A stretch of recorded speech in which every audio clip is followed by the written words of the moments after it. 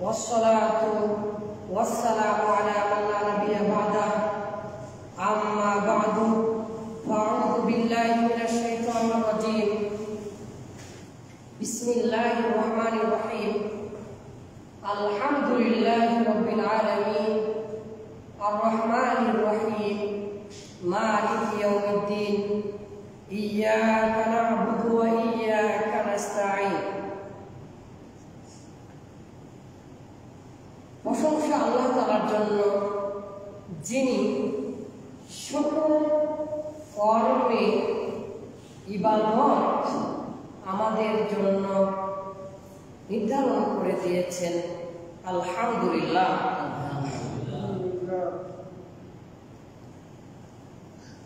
মুহাম্মদ সাল্লাল্লাহু আলাইহি ওয়াসাল্লাম যিনি সকল কাজে মহান আল্লাহ তাআলার উলুহিয়া তাওহীদুল উলুহিয়া বজায় রেখে শিক্ষা দিয়েছেন সকল ইবাদতে কিভাবে আল্লাহ তাআলাকে সন্তুষ্টি করার জন্য এবং শুধুমাত্র আল্লাহ তাআলার জন্যই করতে হবে। সাল্লাল্লাহু আলাইহি ওয়াসাল্লাম। সম্মানিত দ্বীনী ভাই ও বিশ্ববাসী, মুসলিম বাঙালি ভাই বোনেরা, আজকে এমন একটি বিষয় দেওয়া হয়েছে, তা হচ্ছে তাওহীদুল উলুহিয়া। তাওহীদ সর্বক্ষেত্রে উঠতে বসতে সকল অবস্থায় জন্মের আগে থেকে মৃত্যুর পর পর্যন্ত সকল কর্মকাণ্ডে কথাবার্তায় শুধু আল্লাহকে এক হিসাবে মেনে উলুহিয়া ইবাদত করতে হবে। সহজ বাংলায় এই বিষয়টা দেওয়া হয়েছে। এটার গুরুত্ব কত? জন্মের আগে থেকে নিয়ে পারিবারিক, সামাজিক এবং রাষ্ট্রের সকল ক্ষেত্রে থেকে শুরু করে বিশ্বের জাতিসংঘের কর্মকাণ্ড, সকল প্রকার কর্মে ইবাদত জড়িত সকল কাজে অবশ্যই শুধুমাত্র আল্লাহ তাআলার জন্য, আল্লাহকে এক ভেবে জেনে শরীক না করে করতে হবে। এর পরিধি কত? বিশাল। রাতের অন্ধকারের তাহাজ্জুদ থেকে শুরু করে রাষ্ট্র চালনা পর্যন্ত। রাষ্ট্র কিভাবে চালাবেন? নেতা নেত্রীদের খুশির জন্য রাষ্ট্র চালাবেন, নাকি শুধু আল্লাহর ভয়ে রাষ্ট্র চালাবেন? সকল ক্ষেত্রে ইবাদত, আর এই ইবাদতের নাম হচ্ছে তাওহীদুল উলুহিয়া। এখন তাওহীদুল উলুহিয়া মানে তাহলে সকল ইবাদতে আল্লাহকে এক মেনে তারই সন্তুষ্টির জন্য, তারই ভয়ে আল্লাহকে ভয় করে করতে হবে। এটা শুধু আমাদের জন্য, সৃষ্টির সূচনা লগ্ন থেকে শুরু করে কিয়ামতের সর্বশেষ ব্যক্তি তার উপরেও প্রযোজ্য। এর গুরুত্ব কি আমরা সরাসরি কোরআন এবং সহিহ হাদিস থেকে জানবো ইনশাআল্লাহ। অনেক লেখাপড়া করেছি আপনাদের জন্য, আমার নিজের জন্য, খুতবা দেওয়ার জন্য।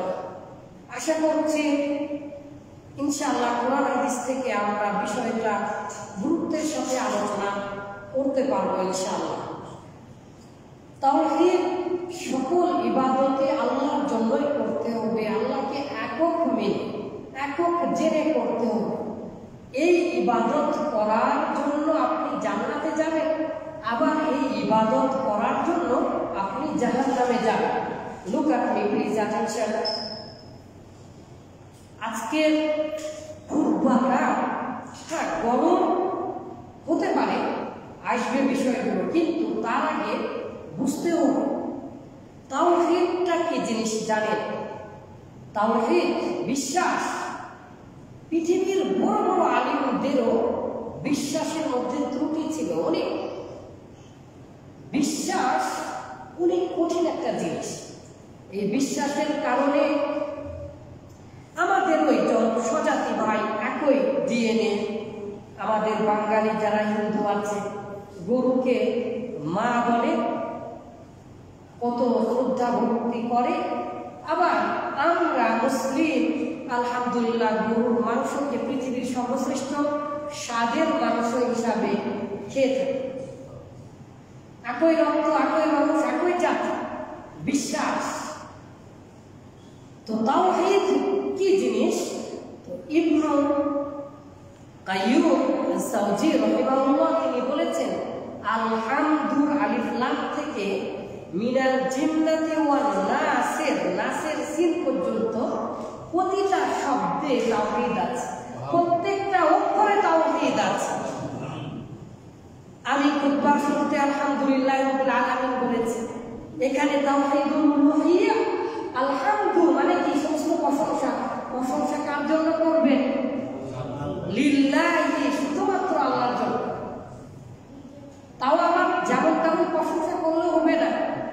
আলহামদু সমস্ত প্রশংসা করতে হবে, ভালো অবস্থায়, খারাপ অবস্থায়, সকল অবস্থায়। তাহলে আমরা ধারাবাহিকভাবে এখন শুরু করছি ইবাদতে তাওহীদ। আপনি সালাত আদায় করছেন, এই সালাত আপনাকে জাহান্নামে নিয়ে যাবে যদি সালাতটা আপনি আল্লাহর জন্য না করেন, মানুষকে দেখানোর জন্য করেন। আপনি এই সালাত করছেন, এই যে 2 রাকাত সালাত আমরা জমা আদায় করব, এখন যদি আমি হাদিস প্রমাণ দিয়ে দেখিয়ে বলি যে জোহরের সালাত 4 রাকাত বেশি, 2 রাকাত, 2 বেশি না 4 বেশি, 4 বেশি, তাহলে আমি যদি আল্লাহকে খুশি করার জন্য 4 রাকাত করি, তাহলে সমস্যা কি? আমার যুক্তি ঠিক আছে, কিন্তু চলবে না, তাওহীদ থাকবে না, রিসালাতের তাওহীদ নষ্ট হয়ে যাবে। রাসূলুল্লাহ সাল্লাল্লাহু আলাইহি ওয়াসাল্লাম এটা করেন। খুতবায় ওঠার আগে বললাম, পৃথিবীতে সারাটা জীবন প্রত্যেকটা মানুষের সাপ্তাহিক ক্লাস, আজীবন মৃত্যু পর্যন্ত সামাজিকীকরণের সর্বশ্রেষ্ঠ মাধ্যম সাপ্তাহিক ক্লাসের নাম হচ্ছে এই জুমার খুতবা। এই জুমার খুতবা সবার পরে আসে, সবার আগে চলে যায়, যার জন্য কিছু জানতে পারে না, যার জন্য ইবাদত করার পরেও সে জাহান্নামে যায়। ইবাদতের মধ্যে শিরক থাকে, ইবাদতের মধ্যে বেদাত থাকে। গতকালকে ঈদে মিলাদুন নবী চলে গিয়েছে। সম্মানিত দিনী ভাই, মহান আল্লাহ তাআলা বলছেন, ওয়া মা খালাকতুল জিন্না ওয়াল ইনসা ইল্লা লিয়াবুদুন। তাওহীদুল উলুহিয়্যাহ, ইবাদতে তাওহীদ। সকল ইবাদত শুধুমাত্র আল্লাহ তাআলার জন্যই করতে হবে, আল্লাহকে এক মেনে করতে হবে, আল্লাহ তাআলার সন্তুষ্টির জন্য করতে হবে। তাওহীদুল উলুহিয়্যাহ বা তাওহীদুল ইবাদাহ, তাওহীদুল উবুদিয়্যাহ, ইবাদতে তাওহীদ। ইবাদতে কিভাবে আল্লাহকে এক হিসাবে প্রতিষ্ঠা করবেন সেই বিষয়ে মহান আল্লাহ তাআলা বলছেন, আপনারা সবাই জানেন, এই জন্য এই আয়াতটা সবার প্রথমে নির্বাচন করেছি। মহান আল্লাহ তাআলা বলছেন, ওয়া মা খালাকতুল জিন্না ওয়াল ইনসা, আমি জিন এবং ইনসানকে সৃষ্টি করিনি। বোঝার চেষ্টা করেন, আমি কিন্তু কোরআনের অনুবাদ করছি। এখন এই পর্যন্ত অনুবাদ করে যদি থেমে যায় আর যদি না করি কিছু, তার মানে কি হলো? আল্লাহ তাআলা জিন এবং ইনসানকে সৃষ্টি করেননি। যারা ঈদে মিলাদুন নবী করে, আমরা যে দলিল দেই, কুল ইন্নামা আনা বাশারুম মিসলুকুম, হে নবী আপনি নিশ্চয় মানুষের মতো মানুষ। তো ওখানে মা আছে, মা মানে না ধর, তাহলে হে নবী নিশ্চয় আপনি মানুষের মতো হয়ে যান। এই আয়াতটাই দেখেন ইবাদতে তাওহীদ কিভাবে বুঝবেন, কি অনুবাদ করলাম। অনুবাদ কিন্তু ঠিক আছে, পৃথিবীটা গেলেও ঠিক হলো, এই পর্যন্ত অনুবাদ। মা খালাকতুল জিন্না ওয়াল ইনসা, আমি জিন এবং ইনসানকে সৃষ্টি করিনি। কে বলছেন এটা? আল্লাহ। কিন্তু এই পর্যন্ত পরে থেমে গেলে কি হবে? হবে না। আল্লাহ তাআলা আর কি বললেন? পরিপূর্ণ বাক্য বলতে হবে, ইল্লা লিয়াবুদুনানি ইল্লা লিয়াবুদুন, যেন তারা আমার ইবাদত করে, এটা ব্যতীত। এই পৃথিবী সৃষ্টি করেছে, মানুষ সৃষ্টি করেছে, সবকিছু সৃষ্টি করেছেন কি জন্য? কার ইবাদত করতে হবে? আল্লাহর ইবাদত করতে হবে। তাহলে একটা হাদিস আছে, লাউলা মা খালাকাতুল আখলাক, হে নবী আপনাকে সৃষ্টি না করলে কোনো কিছুই সৃষ্টি করা হতো না। এই কথা কি ঠিক হবে? ঠিক হবে না। ওই হাদিসটা কিন্তু জাল হাদিস, মিথ্যা হাদিস, ওটা আর মানা যাবে না। সম্মানিত দিনী ভাই, এই পৃথিবী আমাদেরকে, মহাবিশ্ব সবকিছু সৃষ্টি করেছেন কি জন্য? আল্লাহ তাআলা কি চান আমাদের কাছ থেকে? একটু দু একজন কথা বলবেন। আমার কথা কি বুঝতে পারছেন? আর একটু ধীরে বলবো কি নাকি আরেকটু জোরে বলবো? আচ্ছা, কি জন্য সৃষ্টি করেছেন? ইবাদত করার জন্য। আজকের খুতবাটা মূলত ক্লাস সিস্টেমের নিতে হবে। খুতবা রাসূলুল্লাহ সাল্লাল্লাহু আলাইহি ওয়াসাল্লাম এক এক সময় এক এক রকম ভাবে পরিবেশের মুক্তাদায়ে হাল অনুপাতে খুতবা দিতেন। কখনো তার খুতবা শুনে সাহাবীরা কাঁপতেন, কখনো খুতবা শুনে পিছন দিকে তাকাতেন, এই বুঝি কিয়ামত চলে এলো, এই বুঝি দাজ্জাল চলে এলো। আবার কখনো রাসূলুল্লাহ সাল্লাল্লাহু আলাইহি ওয়াসাল্লামের খুতবা শুনে জীবনটাকে বিলিয়ে দিয়েছেন। কখনো ঈদের দিনে, আনন্দের দিনে খুতবা শুনে রাসূলুল্লাহ সাল্লাল্লাহু আলাইহি ওয়াসাল্লাম নিজেই সৈন্য প্রেরণ করছেন যুদ্ধের জন্য। ঈদের দিনে যুদ্ধের প্রস্তুতি। 12 মাসের টানা খুতবা তেই করে থাকবেন, সারা জীবন হবে না। খুতবার 10টা শব্দ আছে, তার মধ্যে অন্যতম হচ্ছে বর্তমান পরিস্থিতির উপরেও কোরআন হাদিস অনুপাতে আলোচনা করতে হবে। তো আমি কিন্তু শিরোনামে লিখেছি ইবাদতে তাওহীদ, তাওহীদুল উলুহিয়্যা গুরুত্ব, তাওহীদুল উলুহিয়্যা উদাহরণ, দলিল এবং বর্তমান বিশ্বের সার্বিক পরিস্থিতি। শিরোনামে দিয়েছি জাহেলিয়া, রাসূলুল্লাহ সাল্লাল্লাহু আলাইহি ওয়াসাল্লামের যুগে যতটা খারাপ ছিল তার চাইতে অনেক খারাপ অবস্থায় আছে বর্তমান বিশ্ব। সকলেই না, কিন্তু ইবাদতের অবস্থা। তা না হলে শুধু শুকরা মুন্সি এই বাংলাদেশে এত বেশি হতো না। তাওহীদ বুঝে না, ইবাদত করে না। শুকরা মুন্সি মানে বুঝেন, শুধু শুক্রবার করে মসজিদে আসে আর জীবনে কোনোদিন নামাজ পড়ে না। তার নাম হচ্ছে শুকরা মুন্সি। ঈদু মুন্সি যারা শুধু ঈদের দিনে নামাজ পড়ে, এগুলো বক্তাদের কথা, বক্তারা বলেন। আর হচ্ছে ঝড়ু মুন্সি, বিপদে পড়লে, ঝড় উঠলে তখন তারা আজান দেয়। রাজনৈতিক মুন্সি যারা রাজনীতি এলে টুপি মাথায় দেয় বা মাজারে যায়।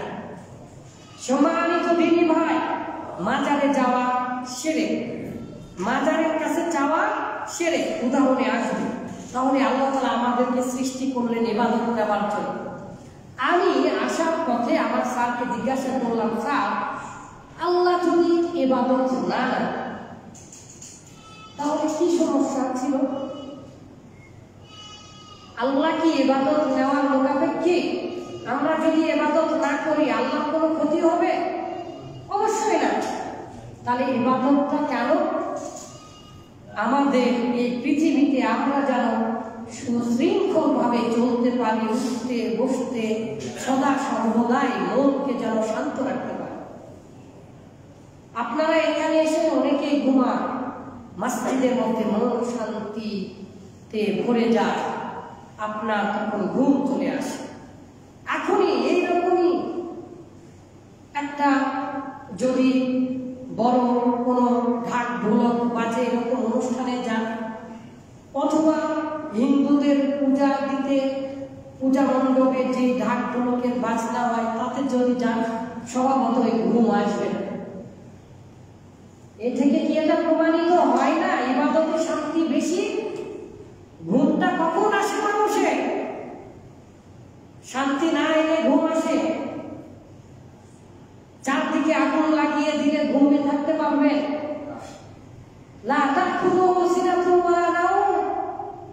আল্লাহ তাআলাকে ঘুমেও ধরে না, তন্দ্রাও ধরে না। কোন মানুষ 3 দিন যদি একটানা না ঘুমায়, একটানা, তাহলে সে ভুলভাল করতে থাকবে। 14 দিন যদি তাকে না ঘুমিয়ে দেওয়া হয় তাহলে সে নিজের মাংস সে নিজে ছিঁড়ে ছিঁড়ে খাবে, প্রমাণিত। তাহলে আপনার ইবাদত করতে এসে ঘুম ধরছে, তার মানে আপনার অন্তরে শান্তি, ইবাদতে আছে শান্তি।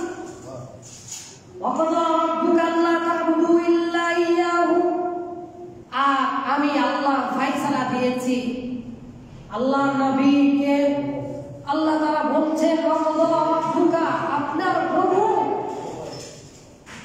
আল্লাহ ফয়সালা দিয়েছেন ইল্লা আল্লাহ তা'বুদু, যে তোমরা ইবাদত করবে, ইল্লা ইয়াহু, আল্লাহকে ছাড়া অন্য কারো আর ইবাদত করতে পারবে না। যে কোনো ইবাদত যদি আপনি আল্লাহকে ছাড়া অন্যের জন্য করেন তাহলে সেটা আপনাকে জাহান্নামে নিয়ে যাবে। শুধু আপনাকে নিয়ে যাবে তা না, যা করবেন তাকে সহ নিয়ে যাবে। মাজারের ইবাদত যদি করেন তাহলে মাজারকে সহ নিয়ে যাবে জাহান্নামে। ওই যার পূজা করা হয় তাকে সহ নিক্ষেপ করা হবে। মহানবী সাল্লাল্লাহু আলাইহি ওয়াসাল্লাম বলেছেন, আল মুকাব্বিরা ওয়াস সাওরা আল কমার ওয়াস শামস, সূর্য এবং চন্দ্রকে গুটি করে জাহান্নামে নিক্ষেপ করা হবে। তো আল্লাহ তাআলা জাহান্নামে কেন চন্দ্র এবং সূর্যকে নিক্ষেপ করবেন? চাঁদ এবং সূর্য কি কোনো গুনাহ করেছে?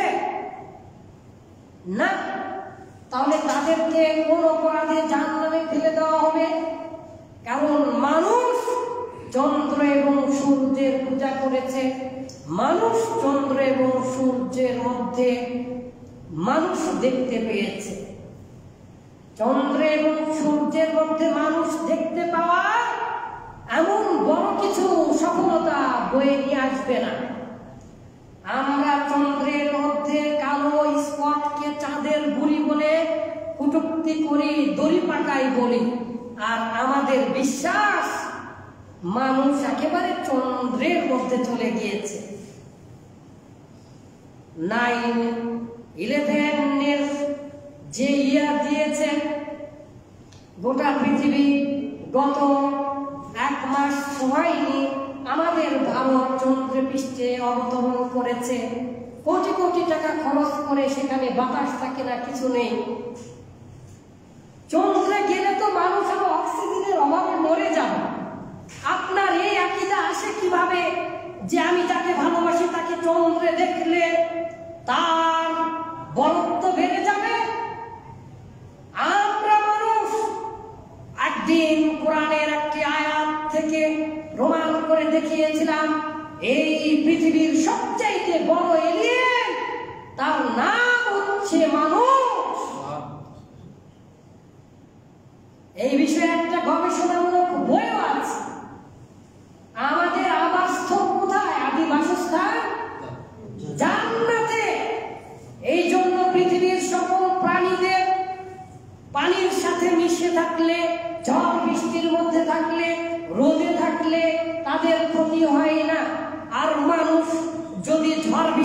মধ্যে থাকে অথবা বেশি রোদে থাকে, তাহলে এই মানুষের অসুখ হয়।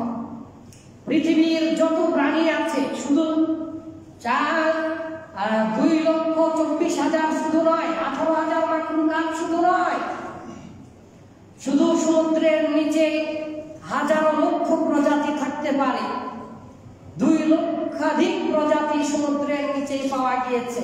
আর আমরা যারা হুজুর আছি এখন ঠেলাই বলছি 18,000 মাখলুকাত, 18,000 মাখলুকাত। কোথায় পেল 18,000 মাখলুকাত? একটা বন জঙ্গলে যে দেখেন হাজার হাজার পোকা, যার নাম আপনারা জীবনে জানেন না। সম্মানিত দিনী ভাই, অন্যদিকে চলে যাচ্ছি। আসুন, আল্লাহকে ছাড়া আর কারো ইবাদত করা যাবে না। আপনি জীবনে যতবার সালাত আদায় করেছেন ততবারই এই স্বীকারোক্তি করছেন, ইয়্যাকা না'বুদু ওয়া ইয়্যাকা নাস্তাঈন। শুধুমাত্র আল্লাহ আপনারই ইবাদত করি আর আপনার কাছেই চাই। কিন্তু আপনার কর্মে সেটা থাকে না। আপনি বাড়িতে যে আপনার স্ত্রীকে বলছেন তুমি কখন সন্তান নিবে, বলে নাউযুবিল্লাহ।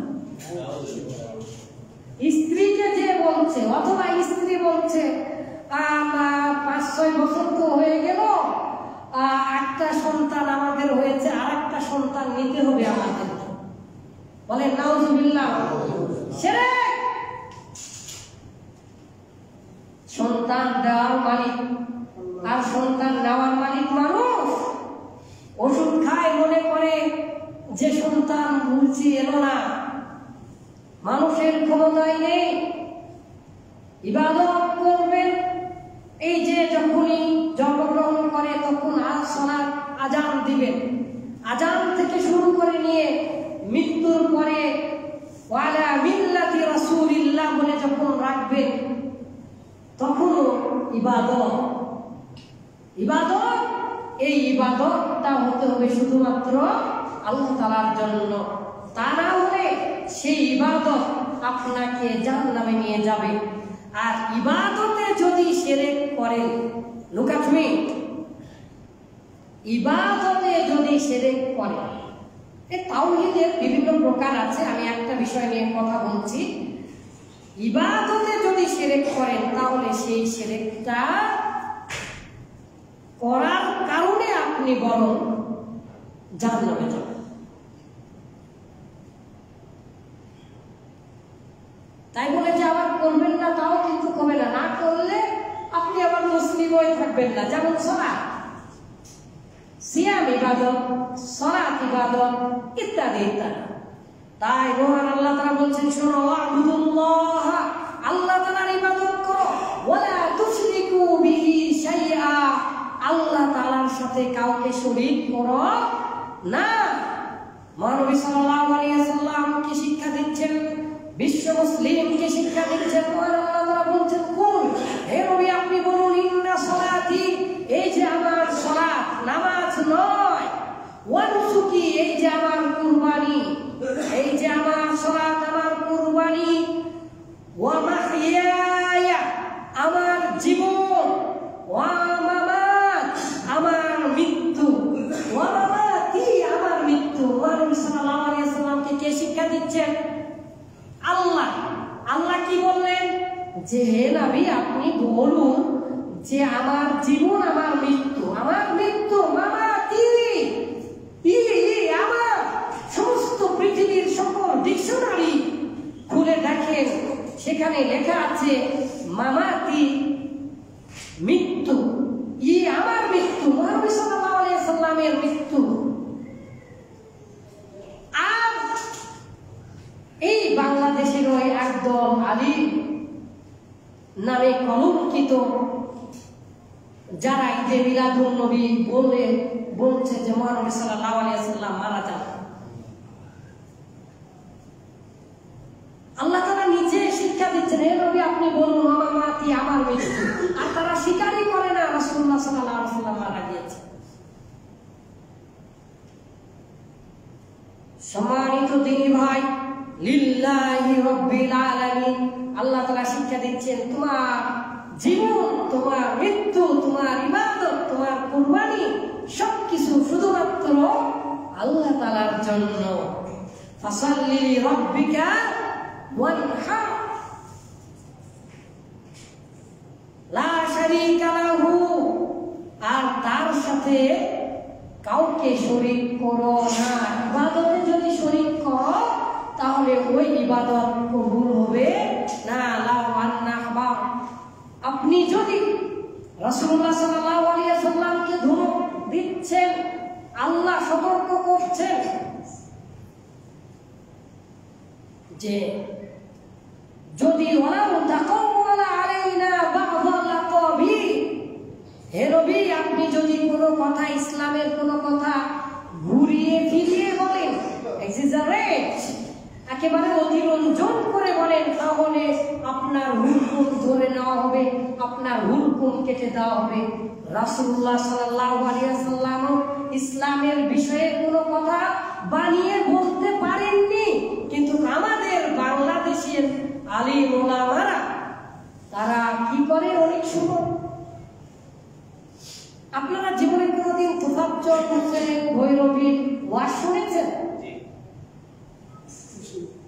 তো কয়েক হাজার বই আমার ব্যক্তিগত আছে, কত হাজার বই পড়েছে জানি না, আল্লাহ আমাকে ক্ষমা করুন।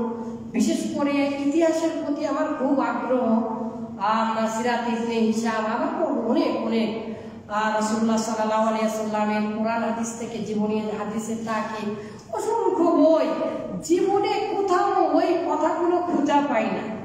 তিনি যে ওয়াজগুলো করেন এমন সুন্দর সুর। একদিন ইউনিভার্সিটি থেকে বাসে যাচ্ছিলাম, যেতে হচ্ছে এতিম নবী মুহাম্মদ রাসূলুল্লাহ সাল্লাল্লাহু আলাইহি ওয়াসাল্লাম বাবার কবরের পাশে গেলেন। হ্যাঁ গিয়েছেন, এটা সত্য, ঠিক আছে। এখন যাওয়ার পরে কি বলছে, আমার নবী আল্লাহ তাআলা ঘোষণা দিচ্ছেন যে এতিম নবী এসেছে। মুহাম্মদ সাল্লাল্লাহু আলাইহি ওয়াসাল্লাম ছোটবেলায় বলছে, বাবা আমি তোমাকে দেখিনি। আর আব্দুল্লাহ কবর থেকে বলছে, আমার ছেলে এসেছে, হে আল্লাহ আমি আমার ছেলেকে দেখবো না, আমার ছেলে আমাকে দেখতে চাই। তখন মুহাম্মদ সাল্লাল্লাহু আলাইহি ওয়াসাল্লামকে জড়িয়ে ধরলেন। কি সুন্দর শুনতে, একেবারে চোখে পানি চলে আসে। পৃথিবীর কোনো বই খুঁজে পাওয়া যায় না। ইসলামটা এইরকম। আপনার ইবাদত, ইসলামের ইবাদতের মধ্যে সমস্ত পৃথিবীর সকল ধর্মের ইবাদতের মধ্যে পার্থক্য কি?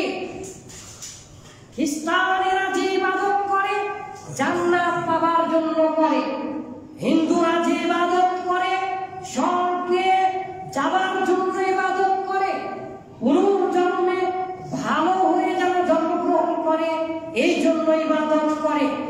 বৌদ্ধরা যে ইবাদত করে সেটাও কল্যাণের জন্য, অষ্টম মার্গ লাভের জন্য।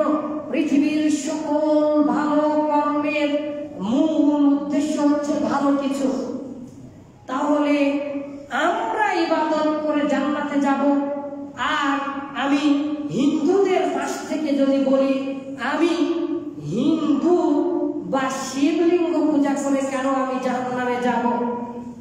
আমি বৌদ্ধের মাথায় দুধ দিয়ে গোসল করিয়ে আমি কেন জাহান্নামে যাব? আমি যিশুর রক্ত পান করে, সোনা পান করে, যিশুর ইবাদত করে আমি কেন জাহান্নামে যাব? আপনারাই বলেন কি দোষ তাদের? তারা যে ইবাদত গুলো করে সেটা কি দোষ? তারাও তো ভগবান বলেন, খ্রিস্টানে ঈশ্বর বলেন, যাই বলেন, তাদেরকে উদ্দেশ্য করেই তো তারা করে, তাই না? তাদের ইবাদত আর আমাদের বাংলাদেশের বেদাতি শিরকি ইবাদত আর আমাদের মধ্যে পার্থক্য হচ্ছে আমরা যে ইবাদত করি শুধুমাত্র এক আল্লাহ তাআলার জন্য করি, আল্লাহ তাআলার আদেশে করি, নবীর পদ্ধতিতে করি। এই তিনটা যদি হয়ে যায় তাহলে আমরা বিশ্বাস করি সেই ইবাদত গ্রহণ যোগ্য। আর যদি কোনো ইবাদতে মাধ্যম থাকে তাহলে সেই ইবাদত আর আল্লাহর জন্য হয় না। তারা মাধ্যম বানিয়ে নিয়েছে ঈসা আলাইহিস সালামকে তারা ইবনুল্লাহ বলেছে, আর বৌদ্ধকেও তারা সৃষ্টিকর্তাই মনে করে, শিবকেও তারা সৃষ্টিকর্তা মনে করে এবং তাদের প্রতীক ব্যবহার করে। সম্মানিত দিদি ভাই, এই যে সালাত আছে, কিছুক্ষণ আগেই বললাম 2 রাকাত আজকে পড়তে হবে। সপ্তাহে 2 রাকাত একদিন পড়তে হয় এই জহরের সময়, কিন্তু এটা তো জহরের সময়। 4 রাকাত তো ফরজ জহরের নামাজ। জহরের সালাত কয় রাকাত? 4 রাকাত। আর যারা কোনোদিন খুতবাও শোনেন না, আপনারা কনফিউশনে পড়ে আছেন, জন্মা 4 রাকাত না কয় রাকাত? ফরজ। ফরজ ফরজ ইবাদত যদি না করেন তাহলে আপনি আর মুসলিম থাকবেন না, যদিও বা আপনি বিশ্বাস করেন যে যে যে আল্লাহর জন্য ইবাদত করতে হবে, বিশেষ করে সালাত। সম্মানিত দিনী ভাই, তাহলে 4 রাকাত পড়লে কি সমস্যা? আল্লাহকে খুশি করার জন্য আরো 4 রাকাত 8 রাকাত পড়েন না, সমস্যা কি? আগের যুগের মহিলাদেরকে দেখতে আসতো, তাই না? এখন ওদের কাছে ঘরের মধ্যেই বিয়ে হয়ে যায়। রাসূলুল্লাহ সাল্লাল্লাহু আলাইহি ওয়াসাল্লাম বলেছেন, আলিনুন নিকাহ, বিয়ে যে করছো তা প্রচার করো, দাওয়াত না দিলেও কি করো? প্রচার করো। এটা সামাজিক বন্ধন। আর এখন বিয়ে বেশিরভাগই রাতে হয়, দাওয়াত দেওয়া তো হয় না। আবার পালিয়ে যে বিয়ে হয়, ছাতার মধ্যে বিয়ে হয়, ছাতার মধ্যে বৃষ্টি নাই, তারপরেও ছাতার মধ্যে বিয়ে হয়। সম্মানিত দিনী ভাই, সম্মানিত দিনী ভাই, একবার ভাবার চেষ্টা করুন, ইবাদত, আপনার ইবাদতটা হতে হবে শুধুমাত্র কার জন্য? আল্লাহর জন্য। এই ইবাদতটা যদি আপনি আল্লাহর জন্য করেন, কিন্তু নবীর তরিকা না থাকে, নবীর পদ্ধতি না থাকে, অথবা ওভারডোজ, বোঝেন তো নাকি? ওভারডোজ করে এই যে 2 রাকাত না করে 6 রাকাত পরে, 4 রাকাত পরে, তাহলে হবে না। আগের যুগের মেয়েদেরকে দেখতে আসতো তো ওই যে ছোট একটা টেবিল দিত, আশেপাশে 2-1 মুরব্বী থাকতো। এখনো যায়, এখনো যে মুরব্বীরা মহিলাদেরকে প্রশ্ন করে কোরআন পড়তে পারো কিনা, হান্তার ইত্যাদি। তো একজন মহিলাকে জিজ্ঞাসা করেছে যে ওযুর ফরজ কয়টি? আমাদের বাংলাদেশে সকলেই জানে কয়টি? 4টি, তাই না? আমরা জানি 6টি। আবার কোরআন হাদিস থেকে আরো অন্যান্য আলিমেরা 8টি এবং 9টি পর্যন্ত করেছেন ওযুর ফরজ 9টি। তো যাই হোক, ওই মহিলাটা বলেছে 8টি। ওযুর ফরজ কয়টি? ওই মহিলাটা না জেনেই বলেছে। কয়টি বলেছে? 8টি, না সরি 6টি বলেছে। এটা একটা গল্পে পড়েছিলাম, সম্ভবত হাসির গল্প অথবা কোনো বক্তৃতায় শুনেছিলাম, কিন্তু এটার সাথে তাওহীদে উলুহিয়্যা মিল করে দিচ্ছি। এই জন্য example is the better then precept. উদাহরণ দিয়ে বুঝানো ভালো, মাথার মধ্যে ঢোকে বেশি। আল্লাহ তাআলা উদাহরণ দিয়ে বুঝিয়েছেন, রাসূলুল্লাহ সাল্লাল্লাহু আলাইহি ওয়াসাল্লাম উদাহরণ দিয়ে বুঝিয়েছেন। আপনারা সাল্লাল্লাহু আলাইহি ওয়াসাল্লাম বলছেন না এতগুলো মানুষ আছে, রাসূলুল্লাহ সাল্লাল্লাহু আলাইহি ওয়াসাল্লাম উদাহরণ দিয়ে বুঝিয়েছেন। এইবারে ওই মহিলাটা বলেছে 4টি, না বলে কি বলেছে? 6টি। তো 6টি বললে তো হবে না, আমাদের বাংলাদেশে সবাই জানে কয়টি? 4টি। আমরা যারা কোরআন হাদিস একটু বেশি বোঝার চেষ্টা করি, তারা আমরা 6টি বিশ্বাস করি। আলহামদুলিল্লাহ, আমরা 6টি বিশ্বাস করি। বাংলাদেশের অধিকাংশ আলিম ওলামা সহ সকলে 4টি জানে। তাহলে এখন তার মা পিছন থেকে এরকম করে বলছে, যে টাকার আমার দিকে এভাবে বলছে যে বল বল বল 4টি বল, 4টি বল। মহিলাটা খেপেছে, বলছে আমি 8টা বললাম, তাতে 6টা বললাম, তাতেই হলো না, আর 4টি বললে হবে নাকি? কোন বললে হবে? আমি তো 6টা বলেছি। বুঝতে পেরেছেন? তো মহিলার সে তো জানে না, সে চিন্তা করেছে কি যে 6টা বললাম তাতে হলো না, 4টি বললে হবে। আর আমাদের কাছে, আমাদের মতো হুজুরদের কাছে আসলে আমরা শুধু 4টাও দেখাবো, 6টাও দেখাবো, 8টাও দেখাবো, 9টাও দেখাবো ইনশাআল্লাহ। সম্মানিত দিনী ভাই, এই কথাটা কেন বললাম? এইরকম ভাবে কিন্তু ইবাদতে চলবে না। ইবাদত হতে হবে আল্লাহ তাআলার সন্তুষ্টিতে, আল্লাহ তাআলার জন্যে, আল্লাহ তাআলার হুকুম অনুপাতে এবং নবীর তরিকা অনুপাতে। হুকুম মানে রাসূলুল্লাহ সাল্লাল্লাহু আলাইহি ওয়াসাল্লাম যেভাবে বাস্তবায়ন করেছে। তো এই জুমার নামাজ 2 রাকাত করে দিয়েছে, খুতবা আছে, খুতবা শোনাটা ওয়াজিব করে দিয়েছে, কারণ খুতবা শোনাটাও গুরুত্ব। বুঝতে পেরেছেন? যেই দিন মুসলিম জাতি এই খুতবা শোনা থেকে দূরে সরে যাচ্ছে, সেই দিন থেকে মুসলিম জাতি মূর্খ হয়ে যাচ্ছে। আর ঈমান না জেনে ইবাদত করা যাবে না। ইবাদত করাটা ফরজ। কিছু ইবাদত আছে কি ফরজ। সম্মানিত দিনী ভাই, মহান আল্লাহ তাআলা বললেন, ইন্নানি আনাল্লাহু, নিশ্চয় আমি আল্লাহ তাআলা, লা ইলাহা আর কোন প্রকৃত সত্য ইলাহ নেই, ইল্লা আনা, আমি ব্যতীত, ফা'বুদুনি, তাই তোমরা আমার ইবাদত করো। সকল প্রকার ইবাদত শুধুমাত্র আল্লাহ তাআলার জন্যই করতে হবে। ওয়া আরসালনা মিন ক্বাবলিকা মির রাসূলিন, হে নবী, আপনার আগে যত রাসূল পাঠাইছি, যত রাসূল প্রেরণ করা হয়েছে, সকল নবীদের উপরে এই ওহী করা হয়েছিল যে ইল্লা নূহি ইলাইহি, তাদের উপরে, ওই রাসূলের উপরে এই ওহী করা হয়েছিল যে আন্নাহু লা ইলাহা ইল্লাল্লাহ, আন্নাহু লা ইলাহা, আল্লাহ ছাড়া নিশ্চয় প্রকৃত সত্য কেউ নেই, ইল্লা আনা ফা'বুদুনি, আর তাই আল্লাহ তাআলার ইবাদত করো। পৃথিবীর সকল নবী রাসূল, সকল আলিম উলামা, পৃথিবীর সকল মুসলিম শুধু সর্বদা একটাই কথা বলবেন, সকল প্রকার ইবাদত, রাতের অন্ধকারের তাহাজ্জুদ থেকে শুরু করে, স্ত্রীর কাছে যাওয়া থেকে শুরু করে, মৃত্যুর পরে কবরে রাখা, মাটি দেওয়া, সকল প্রকার ইবাদত শুধুমাত্র আল্লাহ তাআলার জন্যই করতে হবে। যদি সেটা না করো, প্রত্যেকের নবী রাসূলকে পাঠিয়েছি, ওয়ালাকাদ বা'আসনা ফি কুল্লি উম্মাতির রাসূলান আন ইয়াবুদুল্লাহ ওয়া ইয়াজতানিবুত তাগুত, আর তোমরা তাগুতের অনুসারী হবে না, তাগুতের ইবাদত করবে না।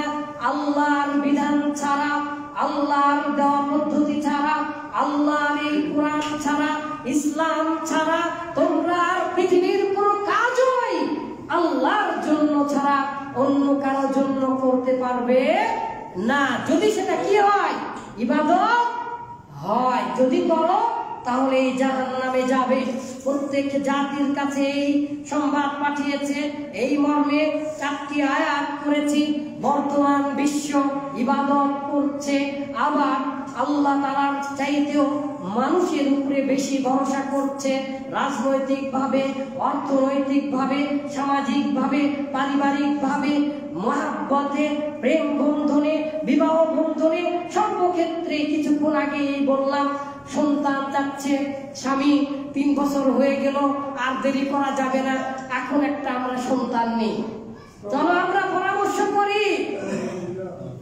চাইছে, আর মাজার তো আছেই, মাজারের ধার দিয়ে আসলাম।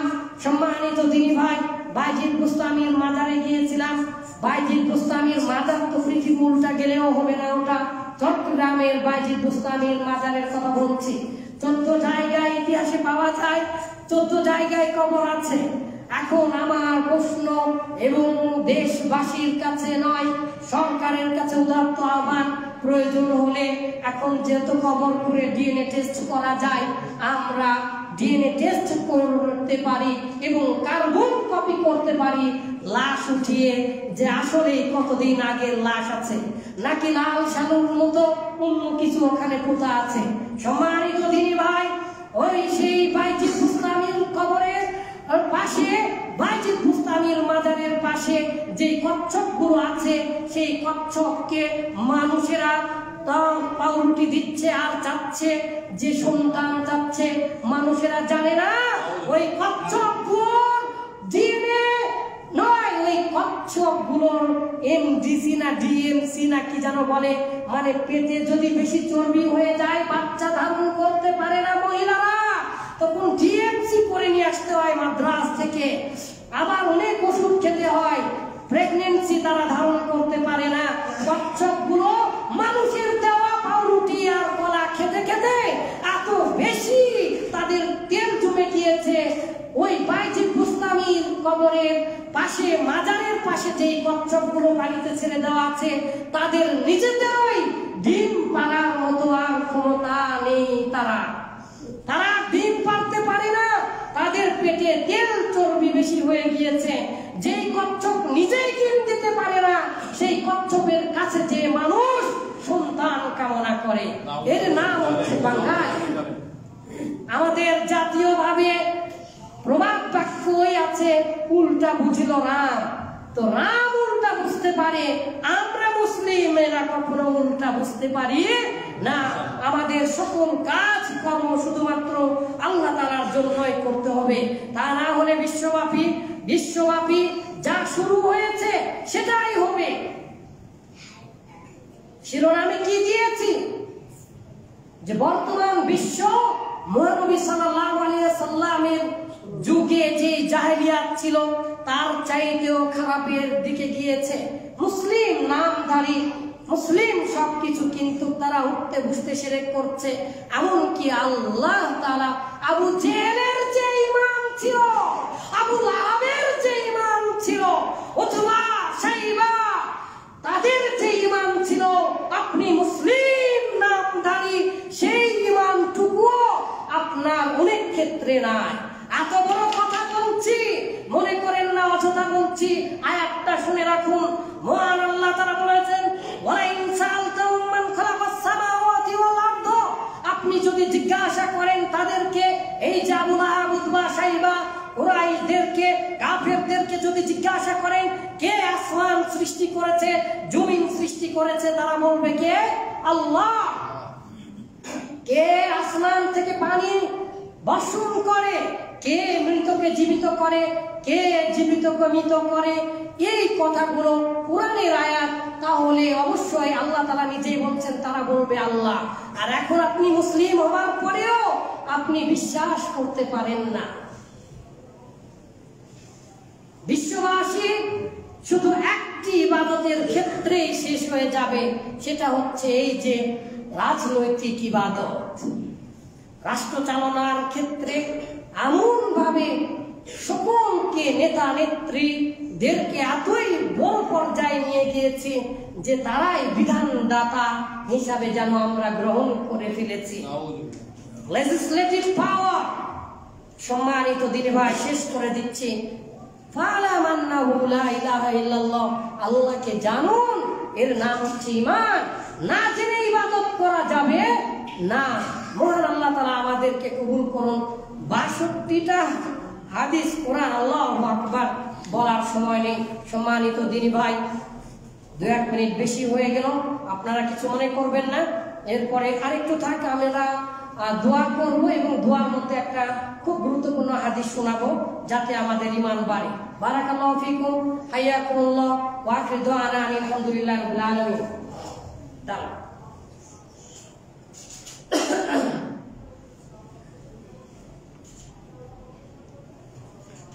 আলহামদুলিল্লাহ ওয়াহদাহু ওয়াসসালাতু ওয়াসসালামু আলা মান লা নাবিয়্যা বা'দা, আম্মা বা'দ।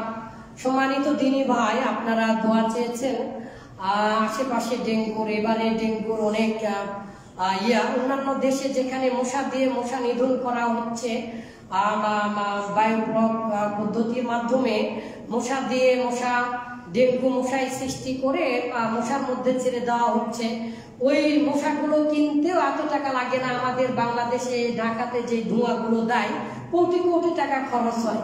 এত দুর্নীতি। আল্লাহু আকবার। সম্মানিত দিনী ভাই, আসার সময় দেখলাম আশেপাশে অনেক জঙ্গল, অনেক ডোবা আছে, এই জন্য বেশি মশা। অনেকেই আমাদের এই মসজিদের অনেক দিনী ভাই ডেঙ্গুতে আক্রান্ত। আসলে শব্দটা ডেঙ্গু নয়, আসলে হবে ডেঙ্গি। তো ডেঙ্গি নৌকায় চড়ি না আমরা, তাই ডেঙ্গু বানিয়ে ফেলেছি। তো ডেঙ্গিতে যারা আক্রান্ত তাদের জন্য আমরা দোয়া করব। আল্লাহুম্মা আইজিল ইসলাম ওয়াল মুসলিমিন ওয়া আযিল্লা শিরকা ওয়াল মুশরিকিন ওয়া দাম্মির আ'দা'আদ-দ্বীন। আল্লাহুম্মা আরযুকনা হালালান তাইয়্যিবা, আল্লাহুম্মা আরযুকনা হালালান তাইয়্যিবা ইয়া হাল্লালাল মুশকিলাত। আল্লাহুম্মা ইরফা' কারবাতানা, ইরফা' কারবাতানা ইয়া রাফি'আদ দারাজাত। আকরিম আকরিম আকরিম আকরিম সাঈদনা ইয়া রাব্বাল আলামিন। আল্লাহ, আপনি আমাদের মধ্যে যারা অসুস্থ আছে, আমাদের মধ্যে যারা অভাবী আছে, আপনি তাদেরকে সকল প্রকার অভাবগুলো দূর করে দিন, তাদেরকে দ্রুত সুস্থতা দান করুন। শাফাহুল্লাহু শিফাআন আজিলান কামিলান, শাফাহুল্লাহু শিফাআন আজিলান কামিলান লা বা'সা তুহুরুন ইনশাআল্লাহ। মহানবী সাল্লাল্লাহু আলাইহি ওয়াসাল্লাম বলেছেন, সবচেয়ে বড় যে ইবাদতে মানুষ ভ্রষ্ট হয়ে যায় চাওয়ার ক্ষেত্রে, মহানবী সাল্লাল্লাহু আলাইহি ওয়াসাল্লাম বলেছেন, ইদা সাআলতা, যখনই তুমি চাইবে, ফাসআলিল্লাহ, তখনই তুমি আল্লাহ তাআলার কাছে চাও।